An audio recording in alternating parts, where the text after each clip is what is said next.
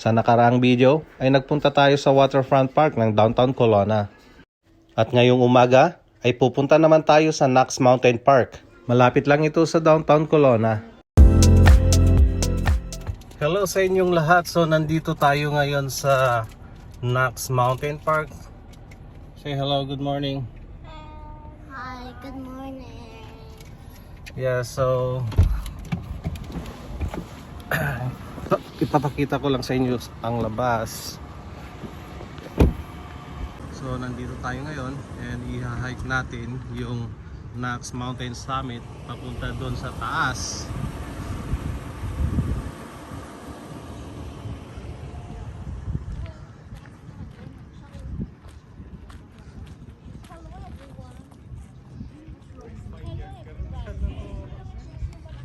And it's an almost a kilometer hike papunta dun sa taas. Hanggang dun sa taas. And that's the mountain park summit. O sige, papakita ko sa inyo mamaya kung anong meron sa taas.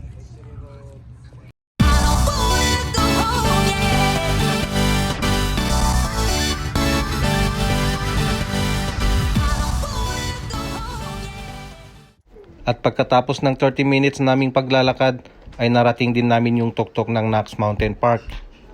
At dito mo masisilayan ang kabuuan ng downtown Colona.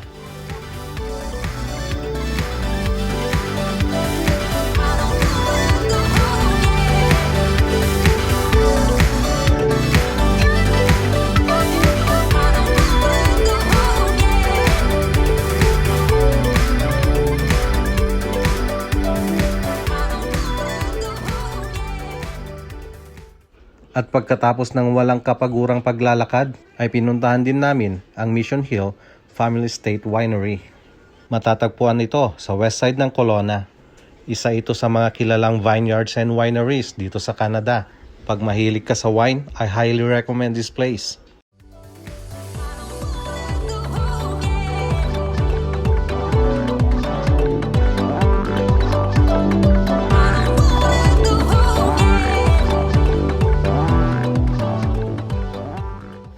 At sa wakas ay nangyari na rin ang one of the main reasons kung bakit kami pumunta dito sa Colona, ang cherry picking. At nandito kami ngayon sa Kemp's Orchards.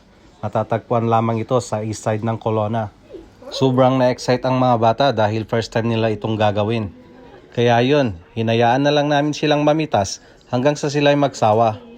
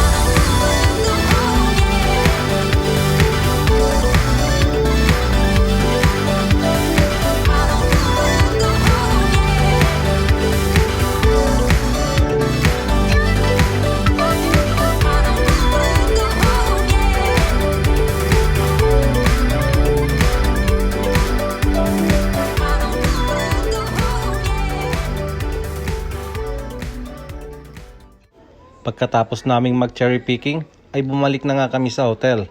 Nagpahinga kami ng konti, pagkatapos niyan ay nag-swimming naman kami.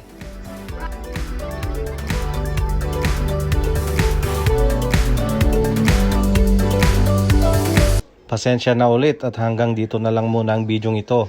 Bukas ay uuwi na kami, pero meron pa tayong mga pupuntahan.